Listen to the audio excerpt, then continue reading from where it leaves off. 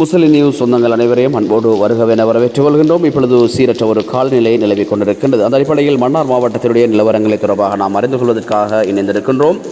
மன்னார் மாவட்டத்தில் கடந்த சில தினங்களாக தொடர்ந்து பெய்து வருகின்ற மழை காரணமாக ஏற்பட்டிருக்கின்ற வெள்ளப்பெருக்கு காரணமாக மாவட்டத்திலே சுமார் 12,485 குடும்பங்களைச் சேர்ந்த 43,879 நபர்கள் பாதிக்கப்பட்டிருப்பதாக மன்னார் மாவட்ட அனர்த்த முகாமைத்துவ பிரிவு அறிவித்திருக்கிறது.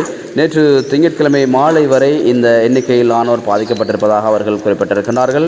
அதேபோன்று மாவட்டத்திலே 16 தற்காலிக நலன்புரி நிலையங்கள் அமைக்கப்பட்டிருக்கின்றது. உயர்தர பரீட்சைக்கான மத்திய நிலையங்கள் இல்லாத பாடசாலைகள், அதேபோன்று மதஸ்தலங்கள், பொது மண்டபங்கள் இவ்வாறு தற்காலிக பாதுகாப்பு நலன்புரி நிலையங்களாக மாற்றப்பட்டிருக்கின்றது.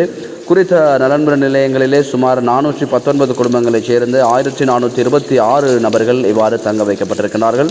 ஏனையவர்கள் உறவினர்களின் வீடுகளிலே தங்கியிருக்கிறார்கள். மழை வெள்ள நீர் கடலுக்கு வெளியேற்றும் நடவடிக்கை துரிதகதிலே முன்னெடுக்கப்பட்டு வருகின்றது.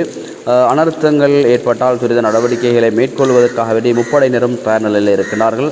தற்போது தொடர்ந்து மழை பெய்து வருகின்றமையினால் மக்களுடைய இயல்பு வாழ்க்கை பாதிக்கப்பட்டிருக்கின்றது. இன்னும் இடப்பெயர்வு அதிகரிக்கும் என்றும் எதிர்பார்க்கப்படுகின்றது. எனவே மீனவர்கள் கடலுக்கு செல்ல வேண்டாம் என்றும் அறிவித்தல் விடுக்கப்பட்டிருக்கின்றது.